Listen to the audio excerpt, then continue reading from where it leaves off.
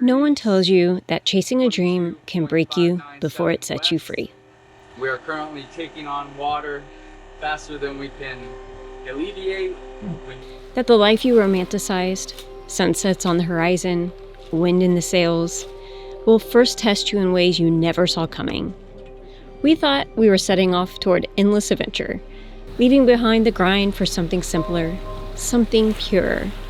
But what we found was that the simplicity comes at a cost. And freedom isn't just given. It's earned through every challenge, every hard lesson, every moment where you wonder if you've made a mistake. No one tells you that paradise comes with a price, that boatyards will drain your soul and your wallet, that self-sufficiency is more than just having solar panels. It's knowing how to survive when they fail. They don't tell you that patience isn't useful, it's required. Because everything takes longer. Everything is harder. No one tells you how much you'll question yourself, how the never-ending repairs, the endless projects, the days spent in fiberglass dust will make you wonder why you ever thought that this was a good idea. But they also don't tell you about the moment after the storm, when the wind settles and the world turns golden. And you feel something you've never felt before.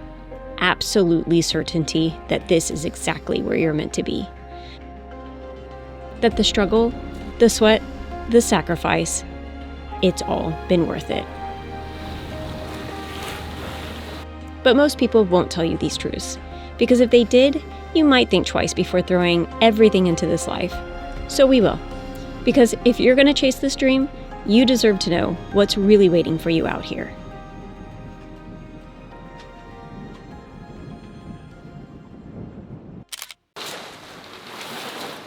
Before we bought a boat, we imagined that sailing away would fix everything. Stressed? Go sailing. Feel stuck? Go sailing. Need a fresh start? Go sailing. But here's what no one tells you. Whatever baggage you have, whatever problems you're running from, they don't just disappear because you raise the sails. They come with you, tucked neatly between the spare parts and the extra can of beans. We thought that once we were out on the water, the stress of land life would just melt away. No more schedules, no more distractions, just freedom and adventure. But what we didn't realize is that the ocean doesn't erase your problems. It amplifies them. Whatever you struggled with on land, it comes with you. If you were impatient, the slow pace of sailing will drive you insane. If you're anxious, the unknown will push every button. If you had doubts about yourself, the sea will find a way to make you face them. Living on a boat strips away the noise of the world, but that means there's nowhere to hide from yourself. Out here, there's no mindless scrolling, no quick Amazon deliveries, no hopping in the car and driving away from your problems. It's just you, your thoughts, and the reality of whatever you've brought with you. If you and your partner fight on land, those fights don't disappear. They just happen in a much smaller space with nowhere to storm off to. If you struggled with procrastination, well, now that leaky fitting isn't just annoying, it's a flood waiting to happen. The ocean forces you to deal with things head on, whether you're ready or not. But here's the beautiful part. If you let it, this life will shape you into a better version of yourself. It will test your patience, your resilience, your ability to adapt. And in those hard moments, when you're exhausted and questioning why you thought this was a good idea, you'll find out what you're really made of. You'll discover strength you didn't know you had. You'll learn to slow down, to embrace the discomfort, to problem solve in ways you've never had to before. And with each challenge you face, you'll grow into someone who isn't just surviving out here, but thriving. But here's the good news. Sailing doesn't solve your problems, but it does make you face them. And when you have no choice but to figure it out, you do. You grow, you change, you become someone who can handle things you never thought you could. The ocean doesn't fix you, but it sure as hell shapes you.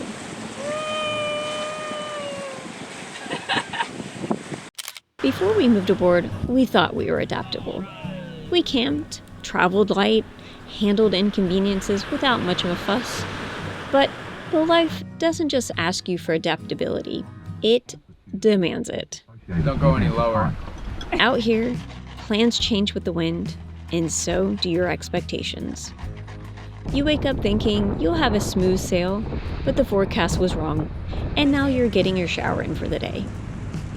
You plan to get gas at the next anchorage because you're running really low, only to find out that they don't actually have a station there when you arrive. You were counting on solar power, but a week of cloudy skies says otherwise. Sailing teaches you that the key to survival isn't just enduring discomfort, it's rolling with it, adjusting in real time, and making do with what you have. There are days when everything feels like an uphill battle. You wake up damp because nothing ever fully dries. You haven't had a proper shower in days, and the salt on your skin is starting to feel permanent. Your feet are bruised from smacking them into deck hardware. Silver toe. And you're running on broken sleep because the anchor alarm went off 3 times last night. And just when you think you had enough, the dinghy motor stops working again. On land, these little inconveniences would drive you crazy, but out here, you learn to take them in stride, because you have to. Complaining doesn't fix anything, and the ocean surely isn't going to pause because you're uncomfortable. And then something strange happens. You start to embrace that discomfort. You realize you don't actually need as much as you thought you did. You stop craving air conditioning because the breeze through the wind scoop is enough. You learn to sleep through the boat's constant motion. And over time, you start to feel a weird sense of pride in handling things that once seemed unbearable. You don't just survive discomfort, you own it. Because here's the thing, comfort doesn't make you stronger, but discomfort does. Every challenge you push through, every problem you solve with salt-covered hands and sleep-deprived determination makes you more resilient. You stop sweating the small stuff and start appreciating the simple joys. A steady breeze, a quiet calm anchorage, and a sunset after a rough passage. You realize that comfort isn't about plush cushions and climate control. It's about feeling at home in the wild, unpredictable, beautifully messy world you chose. And once you make peace with that, you'll never look at life the same way again.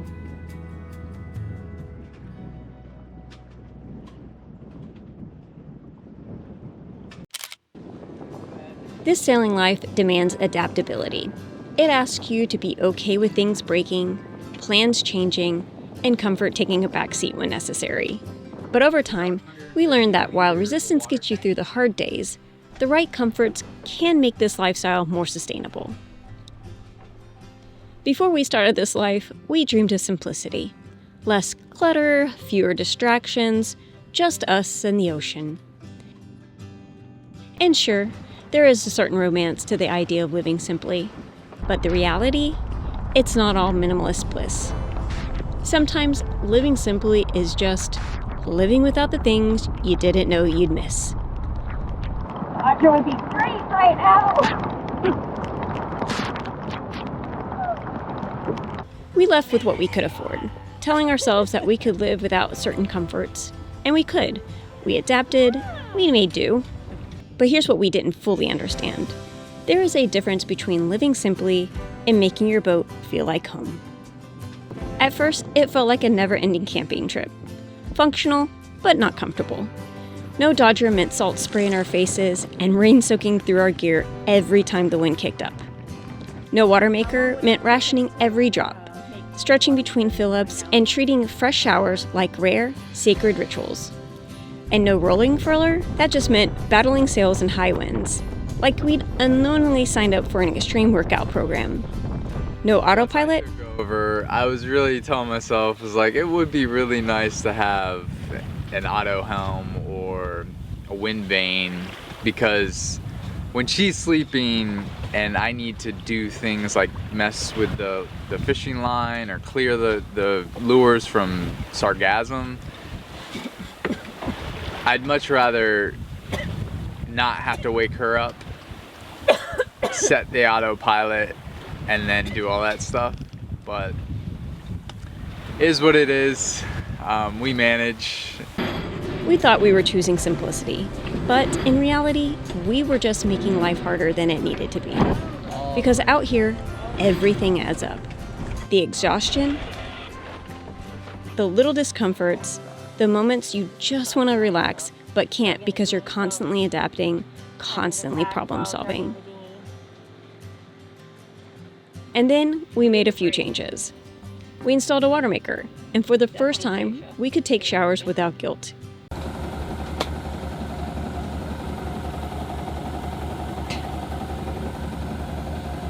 What a make it, what a make it. Like my dance moves? Yes, your water maker dance. We switched to roller furling. It's up. And hoisting and dousing sails became a smooth, simple task instead of a full body struggle. How easy was that? This is gonna be nice. Super easy? Oh yeah, this is the best. And a hot shower felt like we were finally living the high life. Oh. This makes me feel like I'm actually living. And finally, we installed a reliable autopilot that wouldn't throw a tantrum every time we went on a sail. And as for a Dodger, that's still a work in progress. That's when we realized comfort isn't a luxury. It's not about being fancy. It's about making life on board manageable, so you don't just endure the journey, you love it. Out here, discomfort is inevitable, but you get to decide where to draw the line. So, if you're planning on your own adventure, do yourself a favor. Leave with comfort in mind, because we used to think discomfort was just a part of the sailing life. But what we wish we would have known is that a little comfort goes a long way. It keeps you sane on the hard days, makes the good days even better, and most importantly, helps keep you going. When we bought Saoirse, we thought we knew what we were getting into. We spent 2 years fixing her up on land. Every bolt, every wire, every stubborn, stuck piece of hardware had been touched, tightened, or replaced. We had checklists, a solid stash of tools, and a pretty good understanding of how everything should work. But here's what we wish we knew. Working on a boat on land is nothing like keeping one running at sea. Sailing isn't just about wind and waves. It's about keeping everything from falling apart. They say a sailboat is just a collection of systems all waiting to fail at the worst possible moment. And if that sounds dramatic, just wait until your bilge pump quits while you're taking on water. At first, it's overwhelming. Plumbing, electrical, rigging, even the motor. It's all a lot. And just when you think you've got a handle on things, your boat will throw a new problem at you.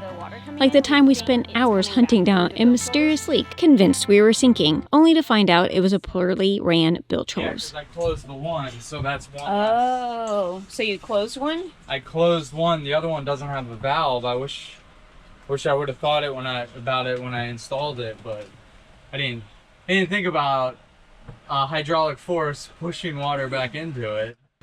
Or when we discovered our force-A had a wire break in it while sailing offshore. Must have just snagged or who knows. We quickly learned that maintenance isn't just something you do on a sailboat. It is the biggest part of sailing. There's no skipping it. You either fix it now or it fails later, usually at the worst possible time. And trust us, it will fail. It's not just the big things like motors and sails. It's the little stuff too. Zippers corrode, water pumps clog, lines fray. To look like this. Is it detrimental? No, not really. But it won't take very long, hopefully. And I can stop them from fraying. One day you're scrubbing the deck, the next you're waist deep in the engine room trying to figure out why your transmission suddenly decided to take a vacation. Actually, just the spline. The coupler was not on all the way, so over time there was probably some slop and it just wore down. At first, we saw maintenance as something to get through so we could enjoy sailing. But over time, we realized it's a part of the adventure. Every weird noise, every breakdown, every frustrating repair is an opportunity to understand our boat better. And honestly, there's something empowering about knowing we can fix things ourselves. Saoirse isn't just our home. She's what carries us through storms. I hope this doesn't foreshadow the entire trip. That would suck. Across oceans and into places we could never imagine. Keeping her running isn't just about avoiding disaster. It's about respecting the boat that makes this life possible. So yeah, we wish we knew how much maintenance would actually be involved, but more than that, we wish we would have known that it wouldn't just be work. It would be a part of the connection we'd build with Saoirse, part of the rhythm of life on the water. It's consistent, but so is the satisfaction knowing that because of us, she's ready for whatever comes next. Boatyards are where dreams go to die, temporarily. The smell of fiberglass, the never-ending layer of dust, the sound of grinders at 7 a.m. If you've ever romanticized working on your boat, a month in the yard will fix that real quick. When we dreamed of sailing full-time, boatyards weren't necessarily part of that fantasy. We pictured endless blue horizons, not endless coats of bottom paint. But we learned fast. Boatyards are a necessary evil if you want to keep living the dream. This is where the big jobs happen, the ones you can't ignore, the ones that keep you safe. It's expensive, exhausting, and somehow always takes longer than planned. And let's not forget one crucial detail. Most of us haul out during hurricane season, which means while you're grinding fiberglass and wrestling with boat projects, you're also standing in what feels like a furnace. No sea breeze, just the relentless heat of midsummer, turning every task into a sweaty, miserable ordeal. Boatyards have their own universe, where time moves slower and everything costs more than you think. Step foot in the yard and suddenly you're on boat time. A simple project? Never. A quick repair? Not a chance. Like the time we thought we were replacing our prop would be straightforward, only to end up dropping the rudder, cutting it up, and fiberglassing it back. Or when we discovered water in our keel, which led to a ton of work to fix it. But as much as boatyards test your patience, your sanity, and your wallet, they're worth it. Watching Saoirse touch water again after being on the stands is pure magic. It's a reminder that all the hard work we put in keeps us out here, chasing the horizon. We don't love boatyards, but we do respect them, because sailing isn't just about the fun stuff. It's about taking care of the thing that carries you through it all, even if that means spending way too much time covered in fiberglass dust and bottom paint.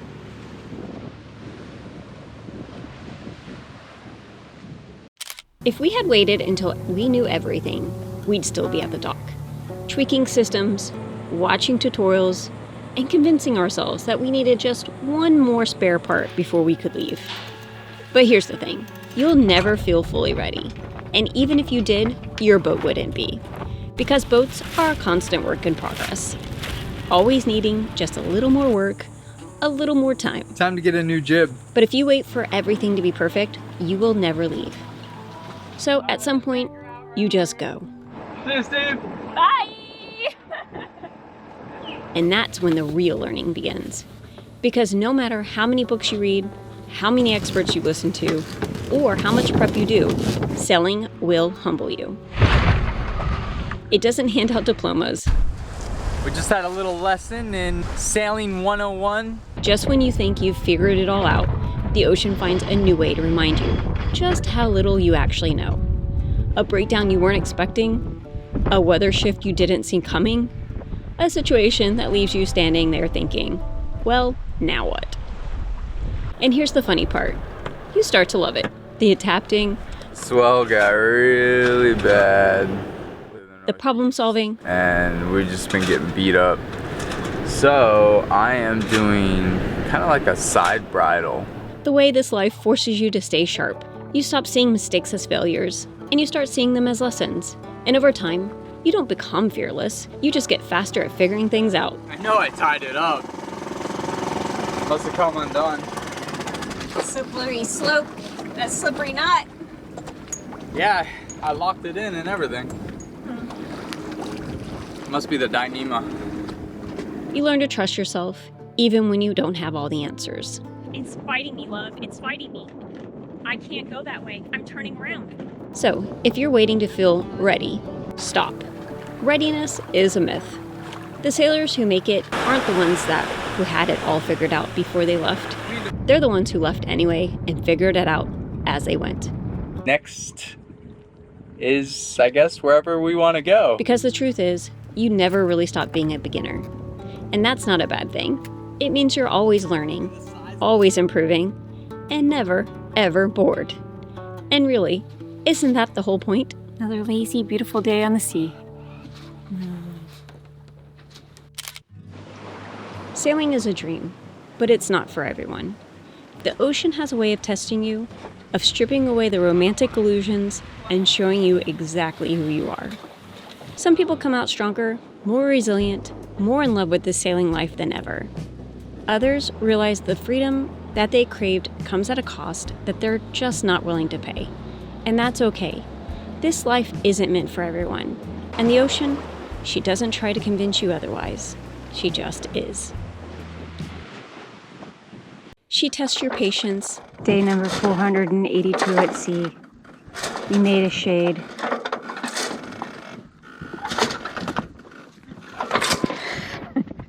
Your endurance. Quite different than what we expected, huh?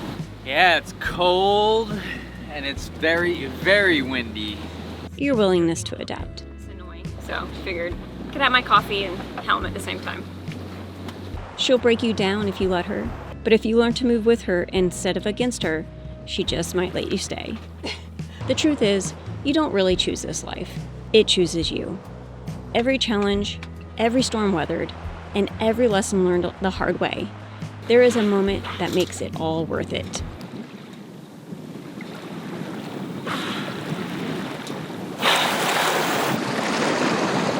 It's the kind of freedom you feel in your bones. Waking up to a sunrise so perfect it doesn't seem real. Diving into crystal clear water to catch your own dinner. Or sailing under cotton candy skies with nothing but the sound of wind in your sails. It's the quiet anchorages where the world feels untouched, the friendships forged in distant harbors, and the deep, unshakable confidence that comes with knowing you can survive and thrive on your own terms. The truth is, this life will break you down, test you, and make you question why you ever thought you could do it. But if you push through, if you learn to embrace the chaos and find the joy in the simple moments, this is literally the prettiest rainbow I've ever seen.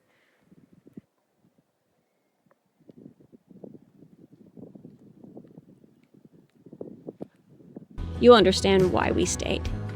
Because the hardest days make the best ones seem even sweeter. And because once you've tasted this kind of freedom, there is nothing else that will ever compare. And this is the only life that makes sense.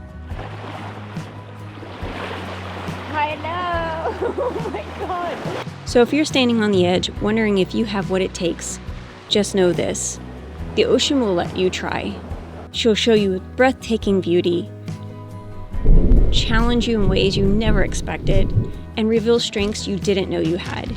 But in the end, whether you stay or you go, that's not up to you. It's up to the sea. And if she calls you back, you'll know.